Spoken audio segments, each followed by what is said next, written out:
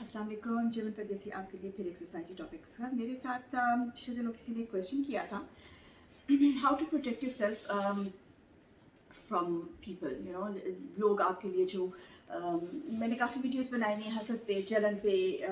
मैं आपको video link डाल दूँगी बीच में, आप देखते रहिए। लेकिन this was a journal question कि जनरली आप क्या करें जो आप लोगों को अपने आप को प्रोटेक्ट कर सकें।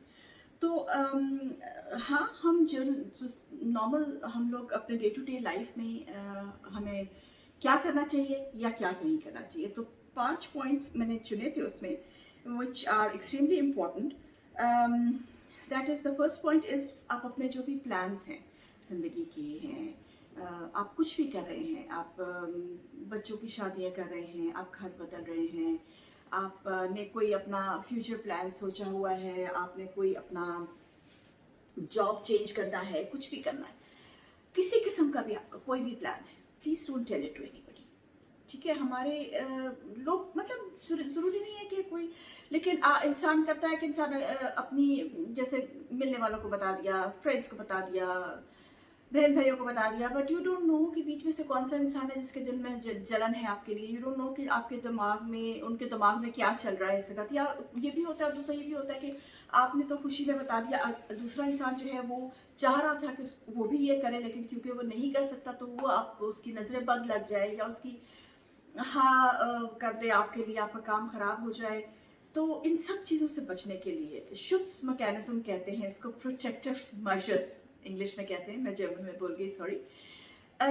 अपने लिए, अपनी फैमिली के लिए, अपने जो प्लान्स हैं वो बिल्कुल भी जो है ना वो डिस्प्ले मत कीजिए, किसी को मत बताइए कि आप क्या प्लान कर रहे हैं ज़िंदगी में। Let your actions speak out, ठीक है, let the results speak out. और दूसरा है, अपनी लव लाइफ के बारे में ना बताइए किसी को भी।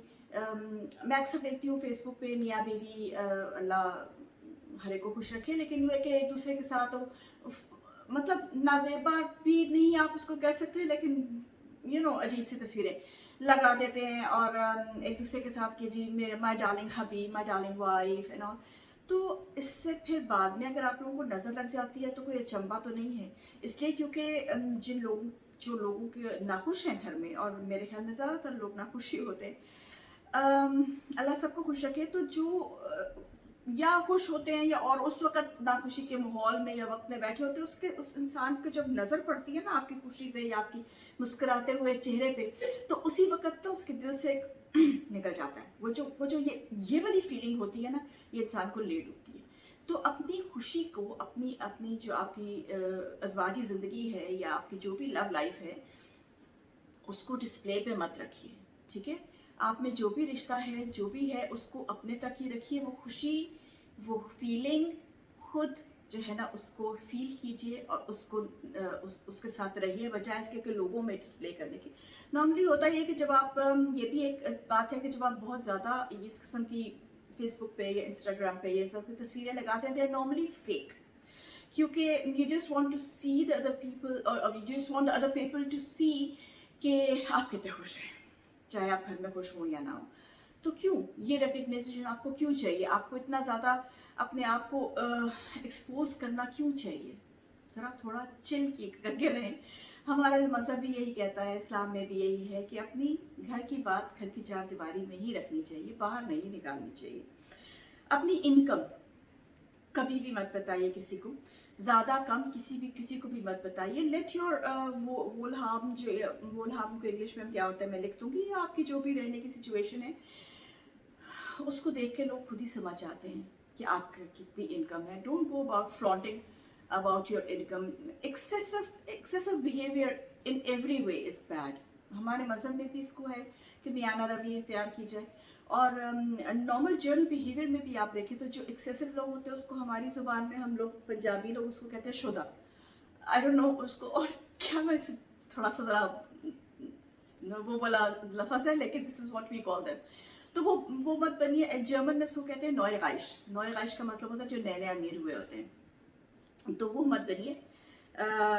कोशिश कीजिए कि अपना थोड़ा सा ना वेट डालिए, अपनी अपने कैरेक्टर में थोड़ा वेट डालिए। Don't go about flaunting your income to everybody. अपनी नेक्स्ट मूव आपने क्या करनी है, इस बात को बहुत ध्यान से सुनिए।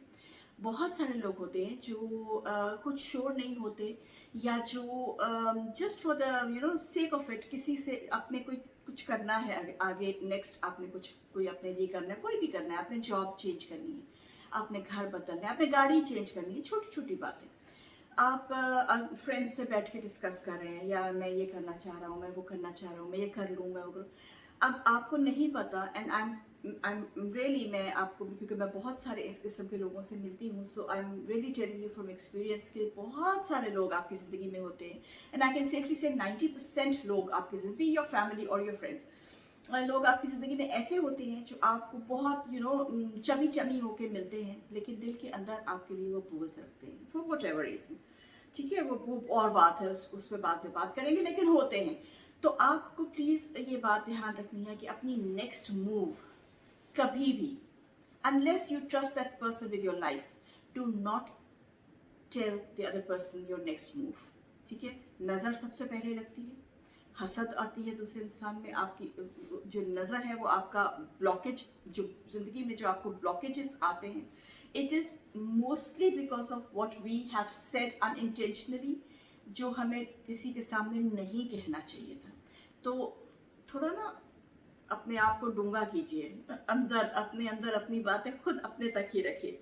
And last but not the least, आपको अपनी फैमिली इश्यूज जो हैं कभी भी वो बाहर नहीं बताने चाहिए। यानी आपकी फैमिली में कोई भी बात हो रही है, ज़रूरी नहीं मियाँ बीवी के बीच में, कोई भी बहन भाइयों के बीच में हो रही है, या आपके बच्चों के बीच में कोई बात हो। हमारे अक्सर मैं देखती हूँ ये होता है कि बच्चों की, हमारे Asian, this is the difference I have seen between Asian and western culture, कि जो हमारा एशियन कल्चर है उसमें मोस्टली होता है कि जो आप हम मतलब बैठे हुए हैं, आपस में बहन भाई बैठे हुए हैं या कजन्स बैठे हुए हैं, तो अपने बच्चों की बदतरीफियाँ कर देते हैं, मेरा बच्चे की ये है, मेरे बच्चे की, डोंट एवर डू दैट।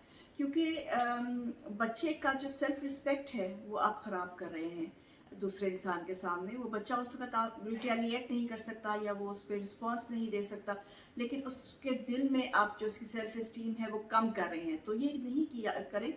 और दूसरा ये है कि आप दूसरा जिस इंसान को बोल रहे हैं उसकी नज़र में भी आपकी भी सेल्फ इस्टीम कम, क्योंकि बच्चे को तरबियत तो आपने दी है ना।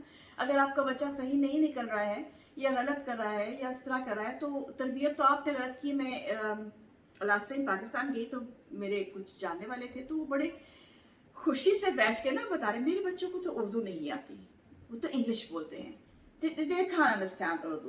तुम्हारे बच्चे अब जर्मनी में रह के उर्दू कैसे बोल लेते हैं? सच्ची, क्योंकि हम उर्दू बोलते हैं घर में, मैंने अपने बच्चों को सिखाया, I made it a point, क्योंकि उनकी उनकी क्या कहते हैं, मादरी ज़ुबान है उर्दू। तो ये कोई खुशी की है या कोई बड़ी मतलब फन्ने खाने वाली बात नहीं है कि आपको अपनी मादरी ज़ुबान नहीं आती। ये अब जाहिर जाफिर का केस हो रहा था, तो I was like laughing my head out कि वो 2 साल अमेरिका रह आया, या चलो 4 रह आया, 6 रह आया होगा, और वो कि जी I can not talk in Urdu.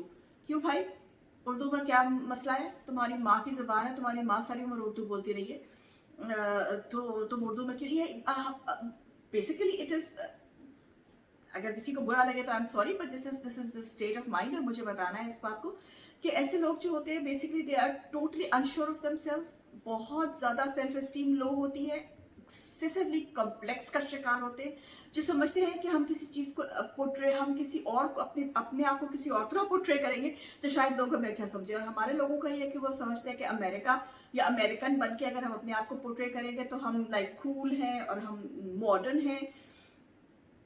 आपको अपने मज़हब का, अपने दीन का, अपने मुल्क का सच्चा होना चाहिए और प्राइड होनी चाहिए that you are a Pakistani. We lack, जो जनरली मैं बाहर रहती हूँ तो जो लोगों को मैं देखती हूँ, जो खबरें मैं पढ़ती हूँ, मुझे नहीं पता असल में कैसे है वहाँ पे, बट जो मेरा इम्प्रेशन इतने सालों में यहाँ रह के और पाकिस्तान जाकर वहाँ के लोगों से मिलके और यहाँ के लोगों से मिलके, जो मेरा इम्प्रेशन पर्सनल है वो ये है कि हम लोग ना आंखें बंद करके जो कोई जीन पहन के फिर रहा होगा, फटी हुई कमीज पहन के फिर रहा होगा, वो हमें बहुत कूल लगेगा। अब पता चले वो भी यहाँ पे, हमारे यहाँ पे उसको फैना कहते हैं मैं फैना का मतलब आपको लिख दूंगी, मुझे इसका समझ नहीं आ रहा। और वो इलिटरेट लोग होते हैं, दे आर लाइक सड़क पे चलने वाले, लेकिन क्योंकि वो उन्होंने जीन्स पहनी हुई है इसलिए हमारे यहाँ के लोग से ओ वाओ जीन पहनी हुई है इसने। जीन यहाँ पे हर इंसान पहनता है, यू नो।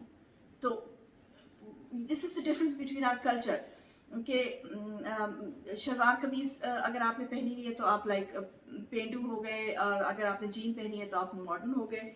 तो इस किस्म की चीज़ें आप लोगों के साथ जो है पोर्ट्रेट भी मत करें और लोगों को बताए भी नहीं। यहाँ पे मुझे इसी मौजू से ज़रा सा हट के एक और चीज़ है जो मैं यहाँ पे ऐड करना चाह रही थी, और वो ये है क्योंकि मेरा बेसिक पॉइंट जो था तो हाउ टू अटेन मेंटल जिसको सेटिस्फैक्शन कह लें या उसको कह लें कि आपको जो मेंटली आपको पीस, हाँ peace is the right word, mental, how to attain mental piece.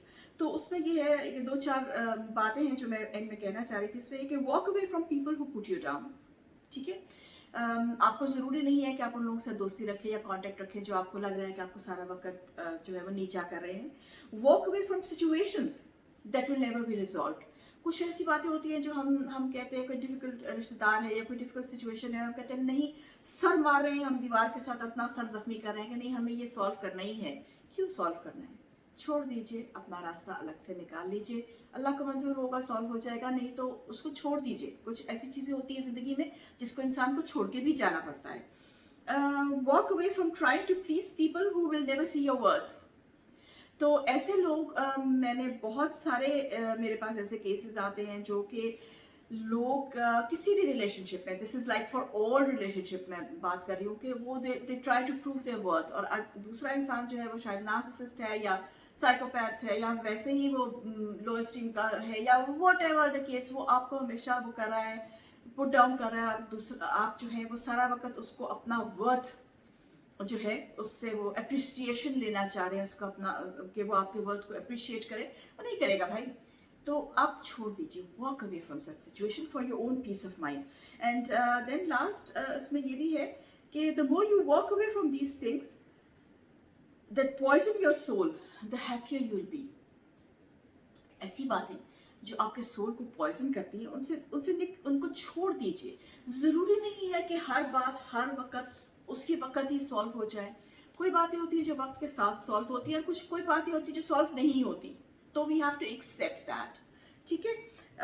और 3 बातें मैं आपको जाते जाते ज़रूर बताना चाहती हूँ अपने इस रेफरेंस से जो मैंने पहले आपको बताया था। 5 चीज़ें अपनी ज़िंदगी के लिए आप जब भी बोलते हैं, मुंह खोलते हैं, 3 चीज़ों का पहले प्लीज़ ज़रूर ध्यान रखा कीजिए। नंबर 1 कि जो मैं बोल रहा हूँ क्या ये सच है, ठीक है। दूसरी चीज़, क्या ये ज़रूरी है जो मैं बोल रहा हूँ, क्योंकि बहुत दफ़ा हम बहुत सारी अननेसेसरी बातें कर जाते हैं। और तीसरी चीज़ ये है कि is it kind what I am saying, दूसरे इंसान का दिल तो नहीं दुखेगा।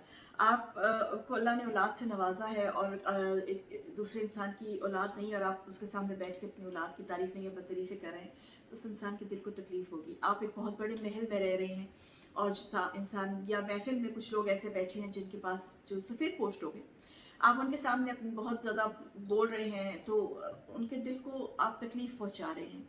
और इस चीज़ को हमारे अल्लाह ने भी मना किया है, और रसूल पाक ने भी हमें बहुत दफ़ा बहुत सारी अहादीस में हमें इसको कहा हुआ, मियाना रवि इस्तेमाल करने का कहा हुआ है। हमारा रिलीजन भी हमें ये सिखाता है, हमारा अगर देखा जाए कल्चर भी यही सिखाता है। और सबसे बड़ी बात है कि हमारी ह्यूमैनिटी हमें ये सिखाती है। तो be human, be kind, think before you, क्या इंग्लिश का वो है, थिंक बिफोर यू लीव, है ना, हमने बचपन में सुना था, think before you speak, think before you leave, think before your actions. और कोशिश कीजिए कि अपने अलबू से निकले हुए अल्फाज जो है वो वही हो जो ज़रूरी है, वरना चुप रहना जो है, ये भी हम एक हदीस है कि चुप रहना इन इटसेल्फ इबादत है। जो इंसान चुप रहे, जितना आप चुप है इसका मतलब है आप अपनी ज़ुबान को किसी गलत चीज़ के लिए नहीं इस्तेमाल करें, तो वो भी इबादत है। तो आज के लिए मुझे इतना ही कहना था। अपने प्लान्स, अपनी लव लाइफ, अपनी इनकम, अपनी नेक्स्ट मूव, अपनी family issues, keep them to yourself and live a happy life. Till then, Chaman Pradesi, Melchizedek.